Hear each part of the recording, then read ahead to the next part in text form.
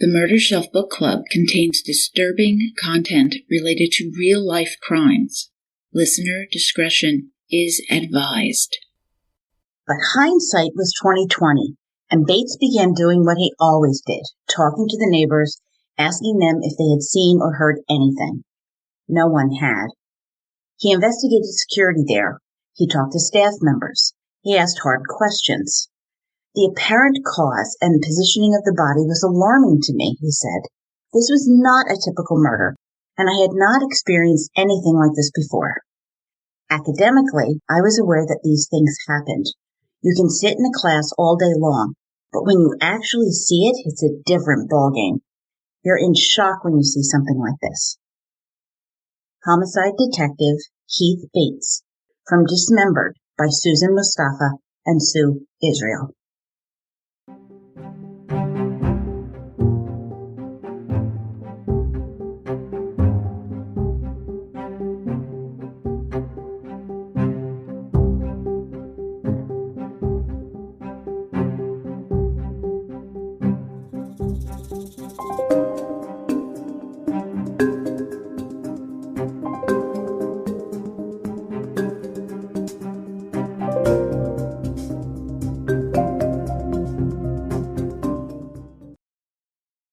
Welcome, Murder Bookies, to the Murder Shelf Book Club podcast.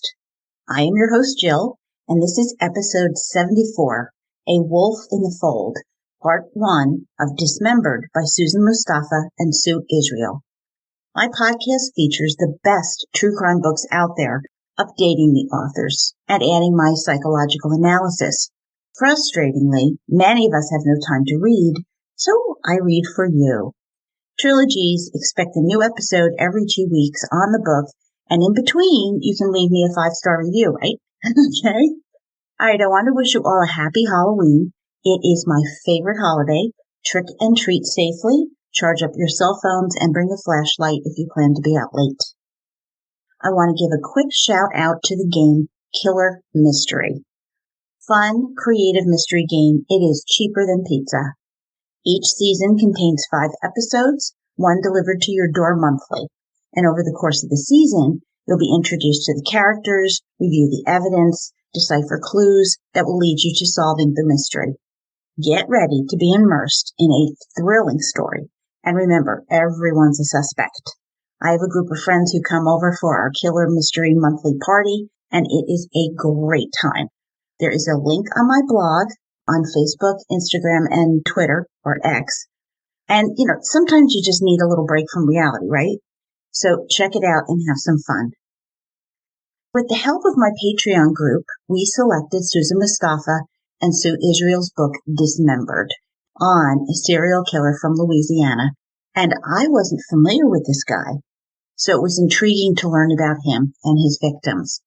Listen, they are all bad, but this guy truly is in a class by himself, utterly reprehensible. And because of that, I really wasn't sure I wanted to do the book, given how graphic it can be. But he's a talker, and you learn so much when they open up. So weighing all of this, I decided to maintain my accuracy pledge. Oh, absolutely. But I won't be repeating the nauseating things he did to his victims as part of his fantasy cycle. Dismembered comes in at 416 pages. I believe you'll learn a few new things from this case.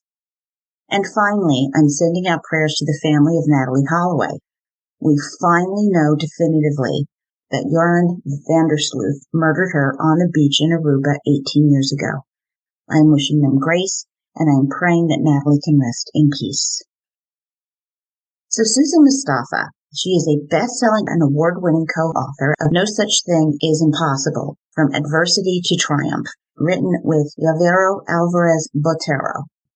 With Earl B. Hurd, she co-authored Rock Bottom and Back, From Desperation to Inspiration, and she wrote the true crime bestseller, The Most Dangerous Animal of All, Searching for My Father and Finding the Zodiac Killer, with Gary L. Stewart. And this was featured on FX. Susan has been on numerous television programs, which have aired on Investigation Discovery, Lifetime, and Discovery Canada. Our co-author, Sue Israel, has more than 20 years of writing and editing experience and currently serves as the Public Information Officer for the Office of the Commissioner in the state of Louisiana's Division of Administration. That is a mouthful. I can imagine what her business card looks like. They also wrote together I've Been Watching You, published as Bloodbath, written with Special Prosecutor Tony Clayton on serial killer Derek Todd Lee. So now we need to settle in with our appetizer and drink.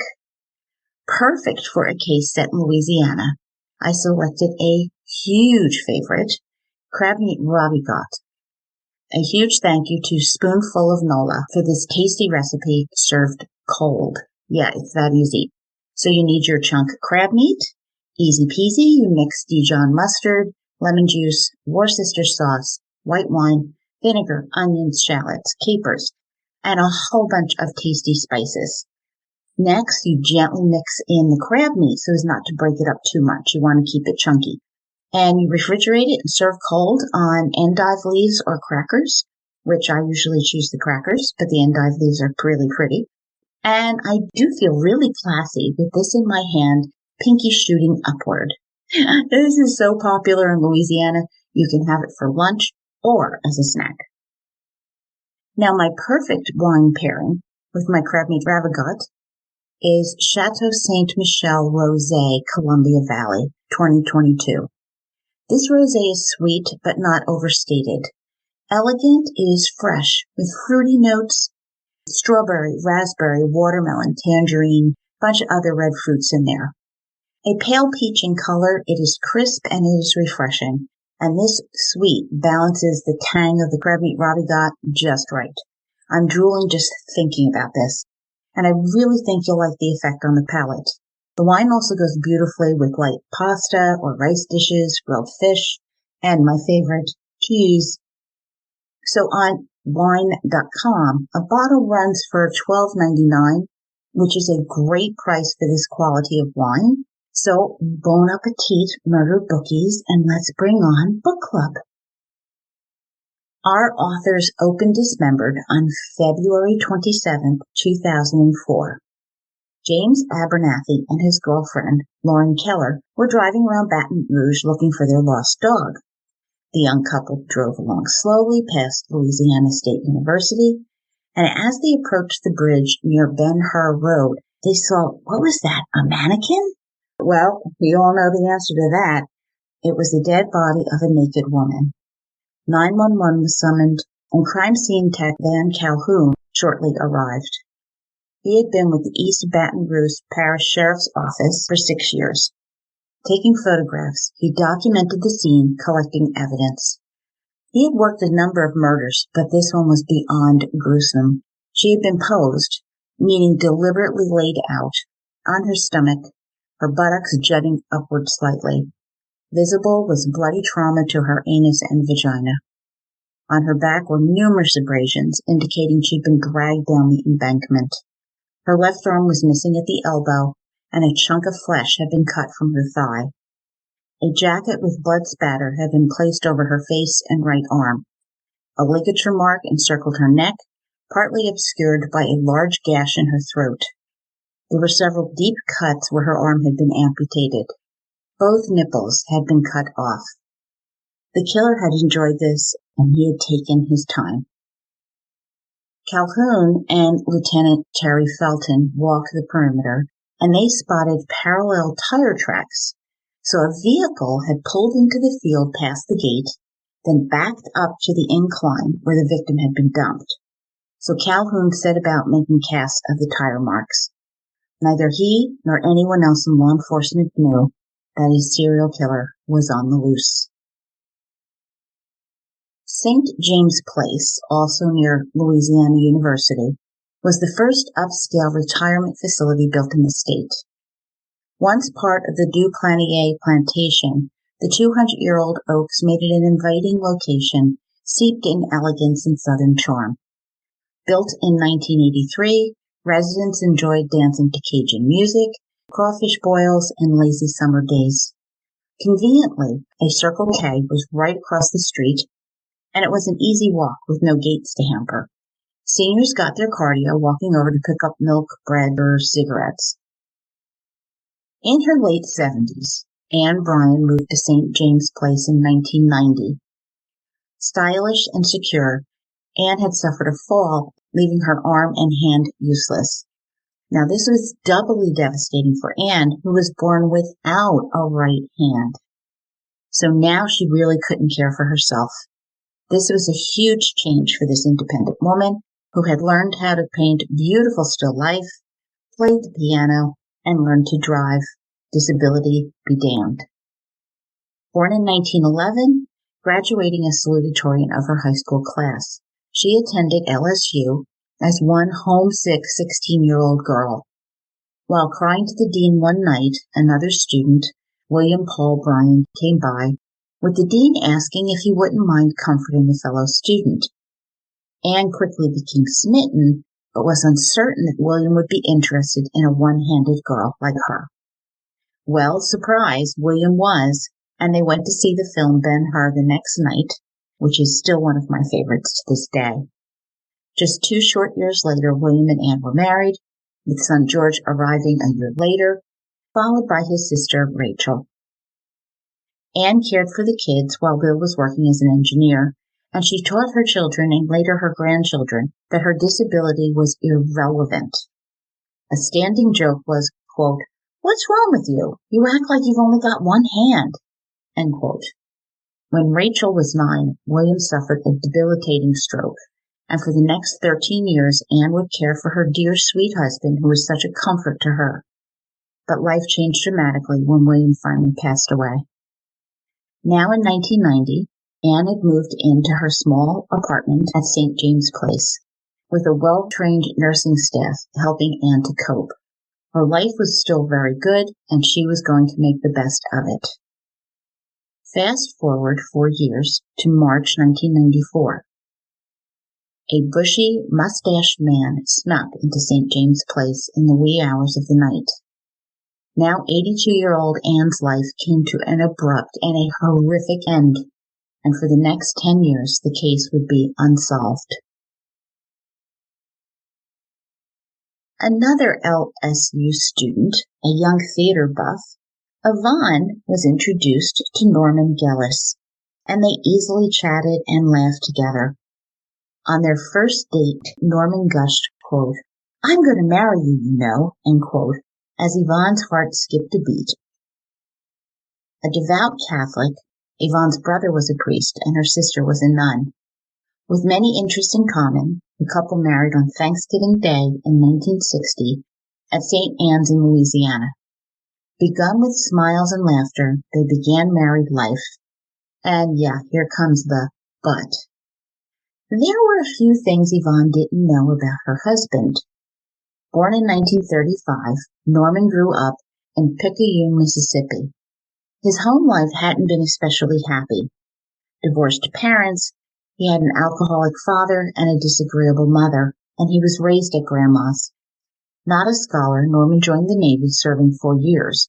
But these weren't particularly happy years either. Norman had had some troubles. So, for example, in Hawaii, he was found drunk and naked on the street and wound up being sent to a psychiatric hospital. He was not allowed to re-enlist, so Norman took advantage of the GI Bill and he began college at LSU, where his grades were not outstanding. But outgoing, Norman did make friends, and now he saw Yvonne as a chance at a stable life where they would raise a family together. But he never mentioned he sometimes had difficulty coping, which led to drinking, and that he wondered about his sexuality and gender. But his religious wife Yvonne had vowed to love him for better or for worse, and Norman never wanted to make her cry. And for a time it went well. But his demons reared their heads, with Norman trying to hide his drinking from Yvonne, who realized that drinking Norman didn't laugh and wasn't funny and was downright mean. But then they were going to be parents. Son, Sean Vincent Gillis, was born on June 24th, 1962. Sean was Yvonne's salvation, her beautiful baby boy. Hoping the baby would turn Norman around, she was badly let down when it got worse.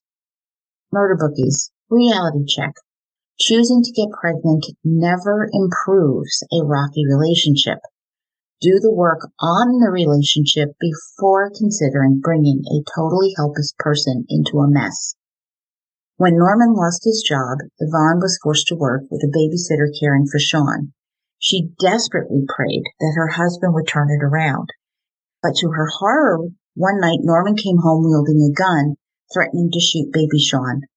Shocked, who was this man she married 2 years ago? When Norman stormed into the baby's room, finger on the trigger, Yvonne fought fiercely and somehow managed to get the gun in her hand, fleeing to the bathroom and locking the door.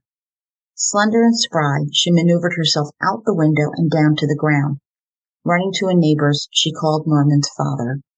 Norman Sr. came over and removed his son as Yvonne hurried to her baby, tears streaming down her face. Her marriage was over. Norman committed himself to the East Louisiana State Hospital in Jackson. A month later, he explained to his brother-in-law, Father Francis Bourgeois, that he was not going back home. He didn't ever want to hurt Yvonne or his son, and Yvonne prayed she had the strength to raise her son alone. Norman would spend the next years in and out of mental institutions. He went to the VA for help and was medicated, which made things worse.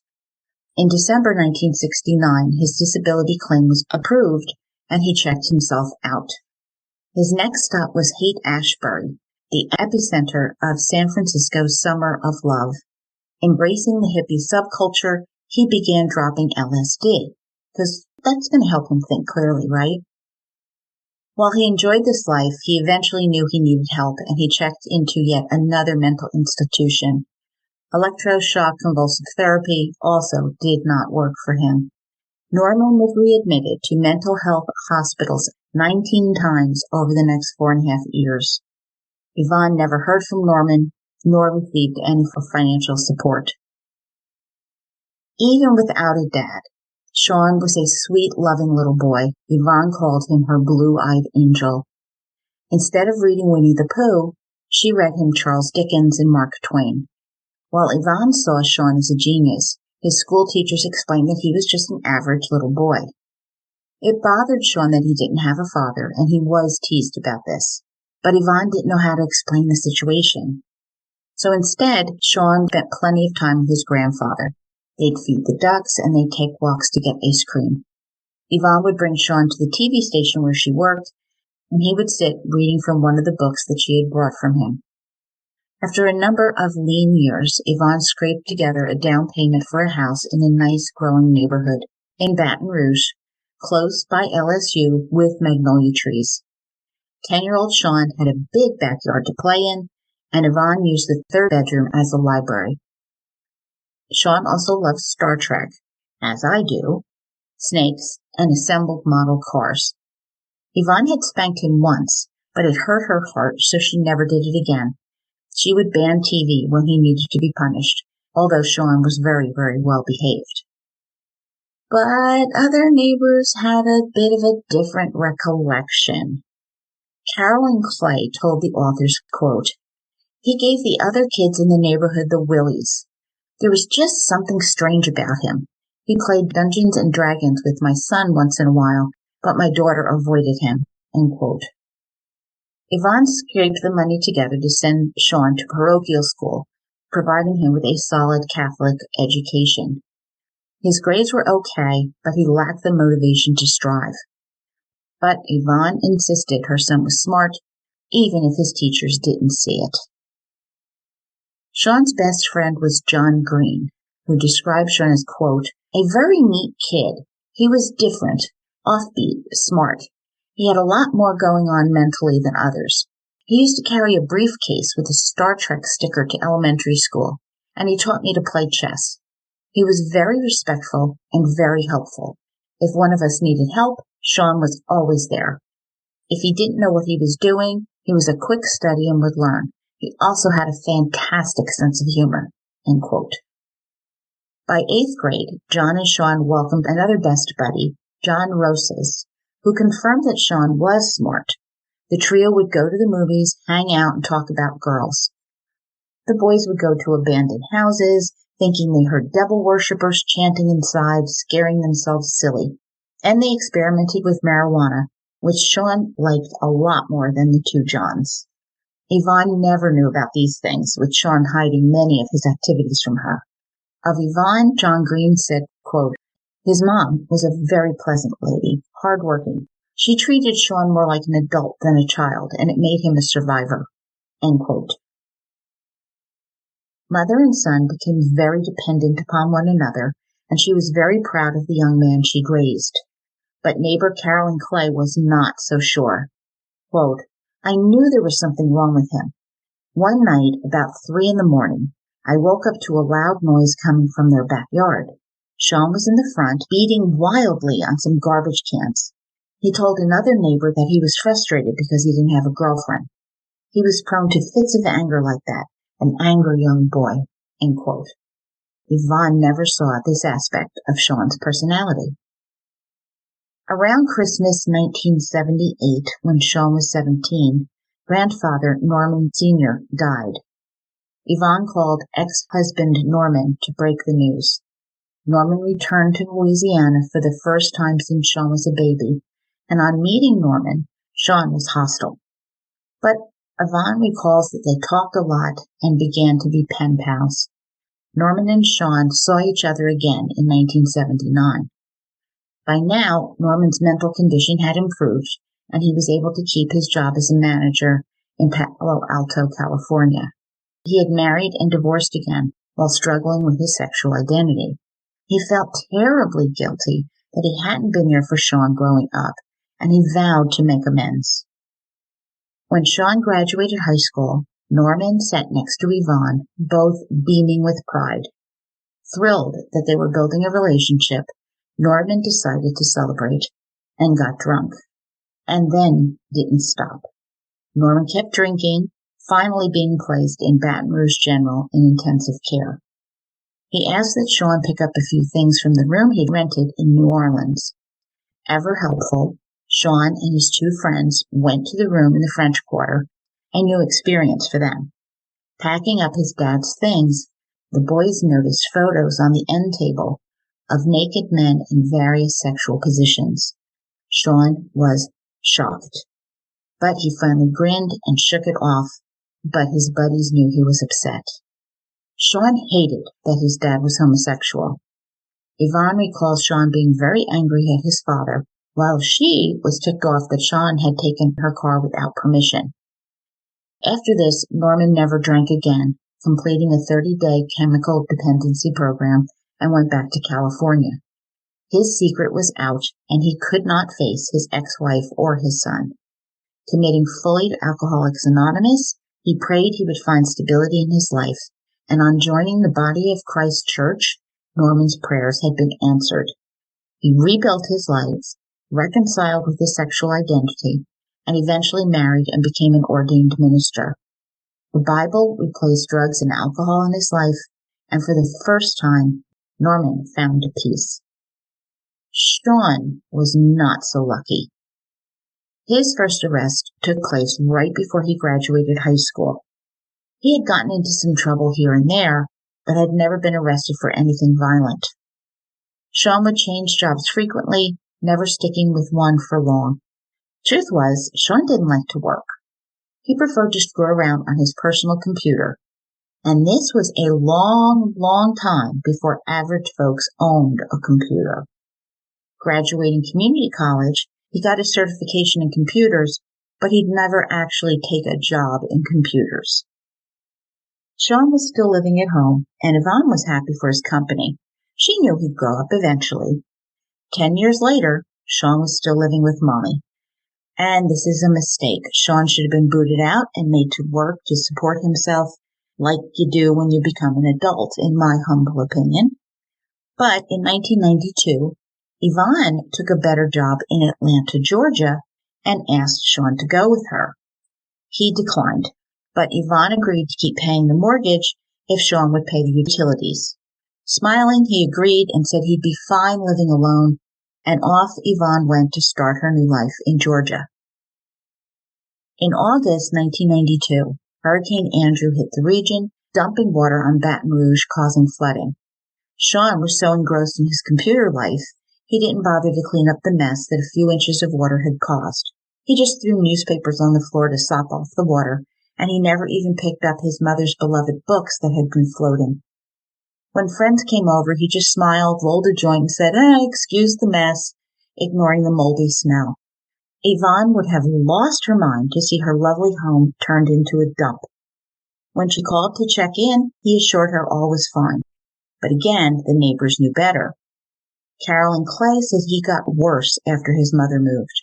She recounted how her son and daughter-in-law lived next door to him, and the daughter-in-law noticed Sean peeping in her window. She called the police, but Sean denied it, saying his cat had gotten into her yard. But since he had outstanding traffic violation warrants, Sean was arrested. Inside the house, Carolyn was horrified at the disgusting mess. Quote, "The house smelled like pot. It was so messy we only had a pathway where we could walk to the kitchen. There was stuff everywhere. I thought it looked like stolen stuff, but the officer couldn't do anything because he didn't have a search warrant." End quote. She knew he had been peeping in that window and hoped that he would be held for a long time. But he was not. At the Circle K, located directly across the street from St. James Place near LSU, Terry Lemoine worked. Her friend Sharon had introduced her to a friend, Sean Gillis. She thought they had a lot in common. Uninterested, Terry thought he was good-looking, but she wasn't interested in this nerdy guy with brown hair, blue eyes, wide-rimmed glasses, a bushy mustache, and short beard. Sharon pushed, however, and resigned. Terry figured she'd make the best of it. Sean already liked the pretty girl with the long blonde hair and big brown eyes behind the glasses she wore. They spent the night chatting between customers and found they both adored Star Trek, the same movies, and foods. Now she was interested, but Terry was still cautious too. Terry had had some rough times. She had been married once, too young, and divorced, and she'd been hurt by a number of subsequent men. Her one true love had been Louis Michael Garr, who made her feel loved and safe and secure. After their daughter Christine was born, Louis suddenly had to leave, devastating Terry. With a hard exterior, Terry sought to mask the lonely, frightened woman within. Back in the late 1980s, she had worked at the Key Club, a strip bar in Baton Rouge known for sex workers and drug sales. Most of the clientele were friendly, but some were edgy, and these were the ones Terry kept her eye on. One guy, a biker with long dark hair and a thick mustache, was particularly riled up one night, giving off an air of danger. His name was Norbert Norby David Dees. He began hassling a stripper, moving too close to her, and arguing until he struck her across the face. Terry jumped in between as the stripper ran to the dressing room. Terry declared, quote, "Does that make you feel like a big man?" End quote. And disgusted, she walked away. But Norby wasn't done. Grabbing a pool cube, he swung it across Terry's back. Turning slowly around, she cursed, quote, "Have you lost your fucking mind?" End quote. Picking up half the pool cue off the floor. In a rage, Terry struck the man as he tried to ward off her blows, but the jagged ends kept stabbing at him. He fell to the floor, but Terry didn't stop. She hit him again and again and again as the patrons watched. It was rare that anyone got to see a girl beat the snot out of a biker, especially one from the gang, the Sons of Silence. The dancer peeked out and returned, and now she began stabbing Norby in his back. And then he was dead, on the floor, in the utterly silent barroom. Someone called the police. March 13th, 1987, Terry and the dancer spent the night in jail, after the police thanked them. After 3 days of investigation, interviewing witnesses, they were told, look, go find another profession. Norby's death was self-defense. And to this day, Terry carries a photo of Norby as a reminder to never, ever let a man mistreat her. All right, so that's the lesson she learned from murdering someone. That was striking to me. It might occur to me keep control of myself and not bludgeon and stab someone to death, no matter how awful he might be. I mean, it's just an observation, and it's completely all right to disagree with me on this, but that just struck me as very odd. Well, with her divorce pending and this history and feeling unattractive, Terry also had epilepsy, which could manifest as grand mal seizures. Yet when Sean asked her, she agreed to a date. Not long after, they got into a bit of an argument, and Terry slapped him. Staring hard, Sean shouted, quote, "Girls don't hit boys and boys don't hit girls," end quote, running from the room. Terry was relieved.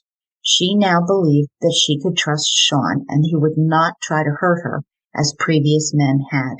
She would never strike him again, and soon their relationship blossomed into love.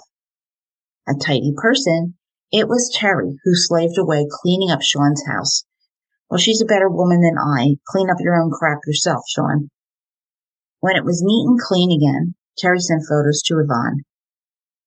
Terry believed that Yvonne had spoiled Sean, who never worked, just drank and fiddled around on his computer day after day. Wow, a real catch.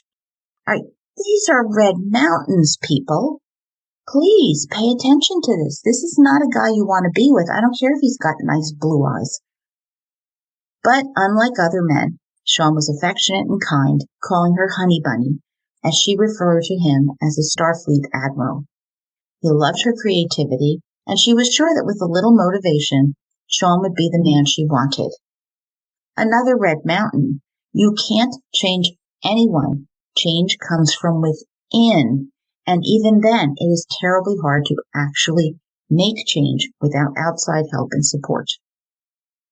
Terry got Sean a job at Circle K, working opposite shifts, and their relationship deepened. The one area that left her perplexed, sex. He was hesitant, and she needed to show him what to do, although he wasn't a virgin. He didn't enjoy sex. They only had sex 2 or 3 times over 10 years. Another red mountain again. This guy has major hang-ups and intimacy problems at the bare minimum. Terry would question him, and he just said he wasn't interested in sex. And it wasn't her. No, she wasn't too fat or anything like that. And she just accepted that they didn't have sex. Oh, Terry, girl, get away from this guy. Oh. When they moved in together in 1995, she realized Sean was addicted to porn and had sex with himself frequently. Yep, another red mountain. I mean, we're just stacking the red mountains now. But rather than fight, she laughed about it and teased him for catching him. She did wonder what happened to him in his youth that made him like this. But he denied anything. And finally, Terry gave up. The love and friendship was enough.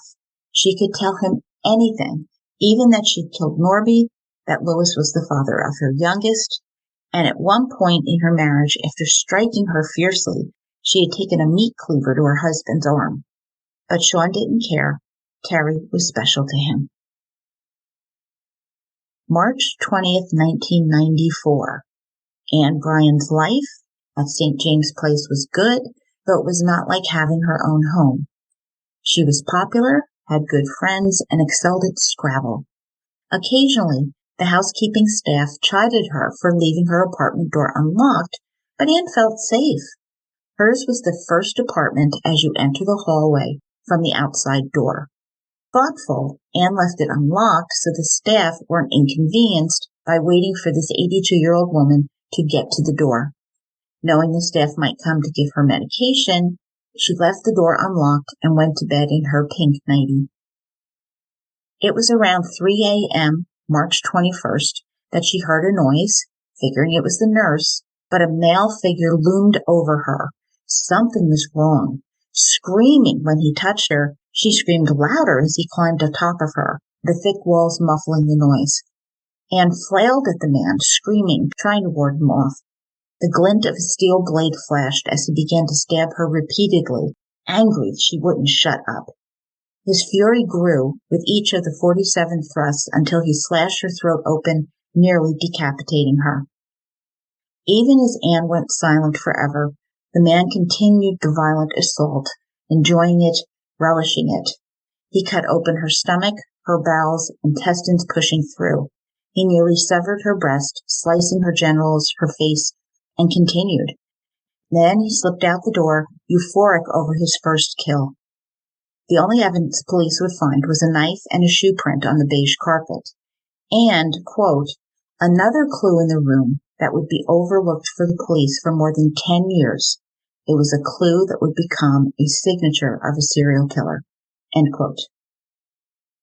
Joanne Stevenson came to deliver Anne's medication at 8:15 a.m., flying out of Anne's unit in hysterics. The director ran to check on Anne, and everything looked completely normal until the bedroom, which was soaked in blood. Police were called, but they didn't tell them it was a homicide, because St. James Place did not need negative publicity. Meanwhile, Terry Lamont didn't hear about the murder until she got to work at the Circle K right across the street. So police were finally investigating by 10:22 a.m. when homicide detectives Keith Bates and Donald Armstrong were called.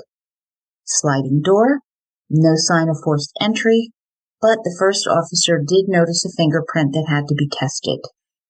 In the bedroom, blood spatter covered the bed, hand towels, pillows, sheets, and blanket. Lying on the floor, leg draped over the bed, the other leg bent, the killer had left Anne so she would be exposed like this. The gaping breast wound hadn't bled, so that had been inflicted after death. Turning away, feeling sick, they noticed the two bloody footprints.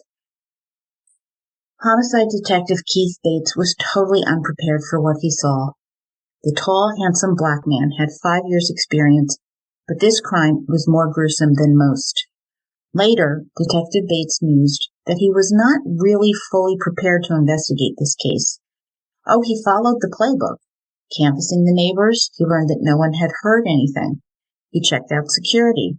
Staff didn't have a clue. Crime scene techs processed the bedroom. No semen was found. Rape and robbery were not the motivation. This killer just wanted to kill and maim. And the fingerprint came back unidentified. The knife and the footprints yielding no clues. For the next 10 years, Anne's daughter Rachel and her family would search for the man who had brutally taken Anne's life. In 1997, the family offered a $15,000 reward for information leading to arrest, and they hired a private investigator. For 5 years, Sean and Terry lived a normal life, curling up on the sofa to watch Star Trek together, although Sean spent an inordinate amount of time on his computer playing Donkey Kong. She'd complain and urge him to come to dinner to eat, and it was really the only thing they ever fought about. Sean managed to help mend the distance between Terry and her children and celebrated Christmas with gusto. They'd attend Renaissance fairs, with Terry making them bright costumes. But one time, Sean called Terry over to show her what he found, a website of dead women. Terry thought it was sick, with Sean laughing. He waited for her to go to work before returning to the site. He drove Terry to and from her job, since she couldn't drive due to her seizure disorder. So this kindness was appreciated by her. Quote, she was unaware that he had a dark secret, a side that she never saw. For her, theirs was a happy family, the family she had always wanted. Sean gave her stability, peace, and love. It was all she needed, end quote. For 5 years, until he got bored.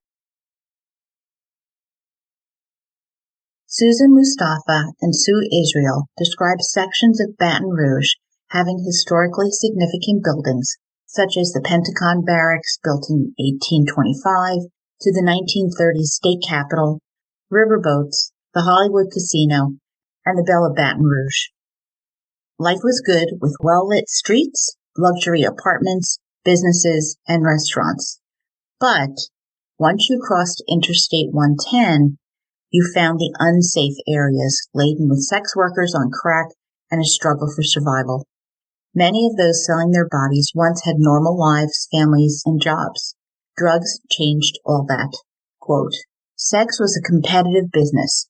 and hookers had to work long hours to get as many Johns as they could to make enough money for drugs and food in that order. Sex comes cheap on these streets, sometimes for as little as $10 for oral, which isn't enough to feed habits that have grown through the years." End quote.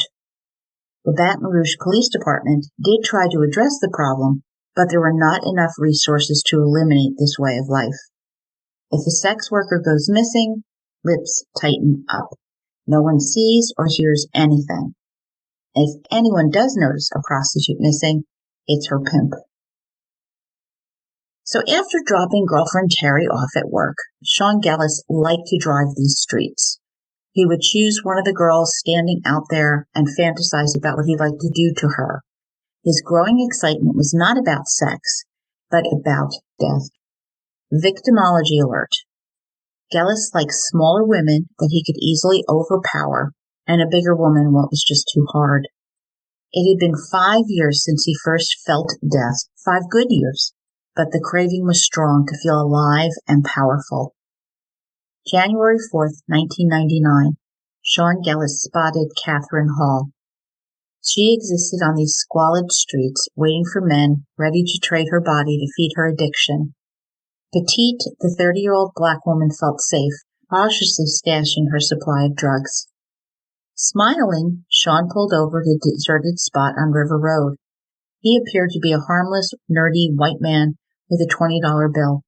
Easy, this wouldn't take long. Catherine hopped in the car as he leaned back, servicing him. Then he took out a zip tie, securing it around her neck, and he pulled tight, but not tight enough.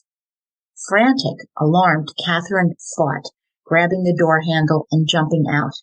Madly, she ran across the field, praying someone would hear her screaming. He tackled her, striking her, stabbing her, through the eye, the breast, the stomach, the genitals. She fought hard, but Sean was stronger, and he ended her by slashing her neck. Dead, his fantasy would begin in this dark, deserted field. He was all powerful now. Stripping her, he butchered her arm, slicing shoulder to hand. He made a circular cut around her breasts, stabbing at her torso, cutting off an eyelid. Flipping her over, he abused her body more, tearing it open shoulder to knee, splitting open her leg. After 21 stab wounds, he was finally spent. He hung her jacket on the fence and slid Catherine's body into the passenger seat, heading for the car wash.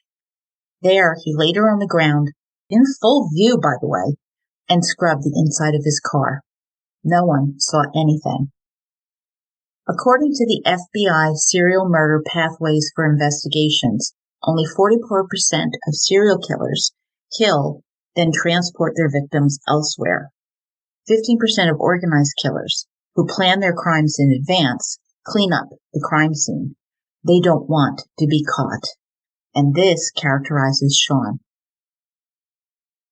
As dawn broke, Liddell Blakes headed down toward the 60 acres he leased to check on his cattle. He noticed something hanging on the gate. It was a jacket, and he found an ID for Catherine Hall in the pocket. Then he saw nylon zip ties and got a bad feeling. Trusting his gut, he called the police. Not far from Liddell Blakes, the East Baton Rouge parish bordered on the more rural Ascension Parish. In 1999, new, lovely developments were going up at moderate prices along tree-lined streets. That morning of January 5th, Herbert K. Jones was squirrel hunting not far from the construction site, knowing that his hunting days were numbered. Walking along, he saw something by a backhoe. Shocked, it was a nude body of a black woman right next to a dead-end sign. Dead-end sign? Yeah, dead-end sign. That's where you put the body. Herbert called 911. Deputy Mark Sturgis was dispatched at 4:54 p.m., with first responders filling him in. Little evidence was identified, but the many wounds and lack of blood indicated that she had been killed and then dumped here. Ligature marks on her neck matched the zip ties that Liddell Blakes had noticed. It turns out the cause of death was exsanguination from her severed jugular vein, And with those insights, Catherine Hall's case would go cold. A decade later, a pubic hair in her mouth would link her death to a serial killer. Early Sunday morning, May 30th, 1999, Hardy Mosley Schmidt woke up ready for her morning run, relishing the quiet. At 52, she had run the Boston Marathon and was in good shape. Well respected, well off, Hardy had a wonderful husband, Bob, who was an attorney, and 3 children she adored, Estelle, Joelle, and Robert. Her father was a family court judge, her sister, also named Joelle, her best friend. A stay-at-home mom and wife, she was devoted to her family. That morning, she passed out of the stylish manicured lawns with the magnolias in bloom, heading down towards heavily traveled Perkins Road. Quote, what she didn't know was that a man had seen her running there 3 weeks before and had come back to the neighborhood on numerous occasions, hoping to spot her again. Sean Gillis couldn't believe his luck. Terry was still at work, end quote, and he had at least 2 hours. And there was the pretty blonde again. He knew he had to be fast. It was 5:45 a.m. Spring morning, people would be getting up soon. So, Sean drove his car into Hardy, knocking her into a ditch, stunning her. Jumping out, a zip tie was wrapped around her neck, and Hardy died. He picked her up and put her in the car. Looking around, no one had seen anything. He needed a secluded place, and Breck Park came into view, and it was perfect. Stripping her body, hunger surged in Sean, and he raped the dead, leaving semen behind. Finished, he put her in the trunk of the car and went off to pick up girlfriend Terry. And she suspected nothing when Sean pulled into the Circle K. Bob Schmidt became concerned when Hardy didn't return from her run. Knowing her routine, he drove around hoping to find her talking with a friend or something. But nothing. No, something was wrong, and he called the police to report her missing. Terry wanted to know what that horrible smell was. Oh, I ran over a squirrel, Sean told her. No worries, honey bunny, I'll take care of it. Skipping the car wash, Hardy's remains were dropped in a New Orleans bayou, specifically so the Baton Rouge police would not work the case when she was found. And her body was found the next day, with Bob Schmidt becoming the prime suspect in his wife's murder. Late in November, Sean's fantasies darkened as he thought about death and dismemberment daily. After dropping Terry off from work, he would troll for the perfect victim. On November 12th, he headed towards Scotlandville, where Southern University is located. A black woman in a flowy nightgown crossed the street, and she had lovely legs. Sean stopped now, chatting with Joyce Williams. A veteran of the streets, this geeky white boy looked harmless, and she got into his car. He drove to a secluded place where the sugarcane hadn't been harvested. Both needing to urinate, they exited the car, and Sean launched his zip-tie attack as she began kicking him. He pulled it tight for 2 or 3 minutes until the flailing ceased and Joyce died. Sliding her into the passenger seat, he secured her with a seatbelt. This time, he took the victim to his house. He didn't need to go get Terry for hours. Her legs were beautiful, and he meant to keep them. Getting a hacksaw, he got one, but the blade broke on the second. He resorted to using Terry's fillet knife, knowing it was razor sharp. Still difficult, he decided to go for the head instead. A bloody mess, he sopped it up with paper towels when he was done mutilating. Quote, "It wasn't a sex thing," Sean wrote. "It was a mind thing. It was more just to see what it was like. I didn't, get off. And then I put my penis in her mouth. She had lovely legs, like Terry." End quote. So it's not a sex thing, but he's putting his penis in her mouth. Okay. But this time, Sean was curious, and he raised the ante. He cut off her nipples and crossed into cannibalism. Body parts were then stuck in a large trash bag, then a large box, and placed in the rear of the car. And he greeted Terry with, "Hi, honey bunny," and a kiss. And Terry grinned. Sean was always so affectionate. When Terry went to bed exhausted, Sean disposed of the mangled remains at a levee in another small town, pitching each body part so it rolled down towards the river. Back home, he cuddled in bed with Terry. January 22nd, 2000. The new millennium had begun, but it was the same old stuff for the Iberville Parish Sheriff's Office. Captain Ernest Williams and Detective Kevin Ambo arrived at the scene where a human leg was found. 4 days later, more bones were found, plus a woman's jacket. Mary Mannheim from the Forensic Anthropology and Computer Enhancement Services, that's FACES, lab at LSU was called in. On February 11th, dental records identified these remains as belonging to Joyce Marie Williams. It was quiet on the drive to inform Joyce's sister, Alfreda, of her death. How was she ever going to tell Joyce's 2-year-old daughter that Mommy wasn't coming home? With so little evidence to go on, Iberville detective created an information wanted poster, hoping to spur someone's memory. The flyer was distributed by fax to the East and West Baton Rouge parishes, offering a reward of $1,000. When the copier went on the blink, a Shamrock office supply repairman showed up at the Louisiana State Attorney General's office. Repair guy, Sean Gillis, began to fix it and saw Joyce's poster. Glee flooded him, grinning as he relived the pleasure he'd gotten from her corpse, making copy after copy of the flyer, with no one noticing the happy repairman, his fingers stroking Joyce's face. A memorial service was held for the mother of 2 who had been loved by so many. Quote, "She didn't deserve to become an experiment in a serial killer's ghastly fantasy," end quote. And Joyce's case went cold. Lillian Gorham Robinson was raised in a loving Christian family and was very close to her sisters, Patricia Dawson and Virginia Valentine. Elegantly dressed, Lillian had 2 children and a granddaughter, whom she loved dearly.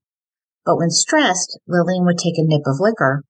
But when this habit tipped into alcoholism, she tried crack cocaine. Now, Lillian turned to sex work to feed her addiction, walking her beat in northern Baton Rouge. Her sisters tried to save Lillian, praying every day for her to come home where she belonged. In January 2000, with Joyce dead only 2 months, Lillian stopped taking calls, and Virginia reported her sister missing, a classy, petite, black 52-year-old woman. Like Joyce, Sean had taken Lillian home, mutilating her, playing twisted games with her corpse. He enjoyed feeling the dead between his fingers. As the time to pick up Terry approached, he put Lillian in the car, dumping her just past Whiskey Bay in the swamp. Sean thought she'd probably be eaten by an alligator, but luckily some fishermen discovered Lillian's body some 9 miles or 14.5 kilometers away. The coroner collected evidence, but with decomposition making it difficult to identify the body. As was with the procedure for unidentified bodies, she was buried in a pauper's grave, and Lillian's head was sent to LSU for research purposes. All while, Lillian's family called over and over, asking anyone if they had found someone who matched their sister's description. As Lillian had been found in St. Martinsville, the Baton Rouge sheriff offices were never informed, no one connecting the missing woman to the unidentified body. Well, eventually, Virginia and Pat did find out about this body and had it exhumed, and then learned to their horror that their beloved and troubled sister had been beheaded on top of being viciously murdered. They were simply shattered. Now, for 8 years, Sean and his buddy, John Rosas, met every other weekend in New Iberia to visit John's daughter, Christine, who lived with John's ex-wife. Close, Sean was Christine's godfather. The October 20th, 2000 weekend, John couldn't make the trip, so Sean visited Christine himself. This stopped my heart reading. They threw frisbees, played games, and occasionally smoked pot, even though Christine was only 16, which Dad John did not know. I'm sure she thought coolest godfather ever. Well, he's not. But trusting Sean, when Christine was molested, she would confide in him and he would comfort her. He adored the pretty blonde-haired girl, the daughter he never had. And you're thinking, wait, a serial killer? Well, they are not all psychopaths who can't feel compassion and love and empathy. Remember, every serial killer is unique. Well, Sean was not planning on killing anybody that weekend until he saw Marilyn Nevels, a 38-year-old white woman, walking down Evangeline Thruway. Stopped at a traffic light, Sean beckoned her over. Agreeing on a price for oral sex, Sean paid her a $10 bill and then drove them to an isolated area. And then he slipped the zip tie around her neck, only it wouldn't lock, alerting her. Marilyn fought valiantly, kicking, cracking the right side of the windshield. Out of the car, she ran, with Sean in pursuit, and he picked up a piece of rebar, swinging, and Marilyn dropped, with Sean stopping and strangling her. Following his MO, he put her body in the car, only this time he did go to a car wash, using a ton of quarters he would later tell Detective David LeBlanc. Oh, and he took his $10 bill back. Back at his house, he brought Marilyn inside to the kitchen and was grossed out when she leaked urine. He dragged her into the shower and eagerly showered with her dead body. With rigor mortis beginning, it wasn't easy to keep a hold of her or to do the sick things he wanted to do. Nor did he have time to dismember her, having to go get Terry. Wrapping her up, he went to the River Road levee, dumping Marilyn's body there. She wasn't found until Halloween by a man walking his dog. Marilyn Nevels had never been reported missing, lost in the multiple murders that happened in the region. Then Sean would take a 3-year hiatus from murder. He watched as police were busy tracking down another serial killer who complicated the murder investigation into Sean's kills. And that is where we will pause episode 74, A Wolf in the Fold. Next time, we will delve further as law enforcement in Louisiana parishes begin to realize they have another serial killer on their hands, and a task force gets down to business. Thank you for listening, Murder Bookies. I see you as you hear me.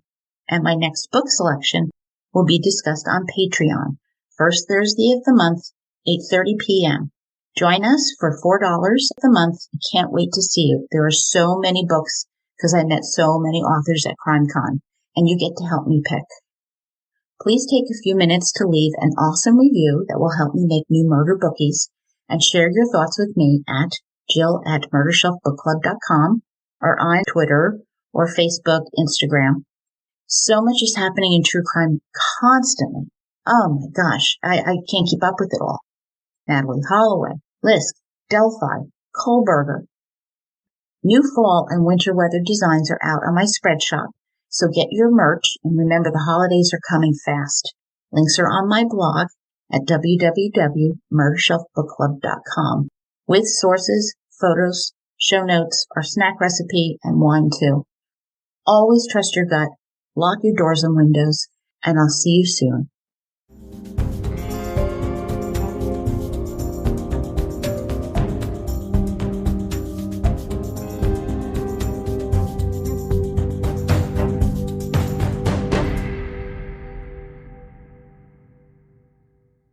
Written and produced by Jill, all rights reserved.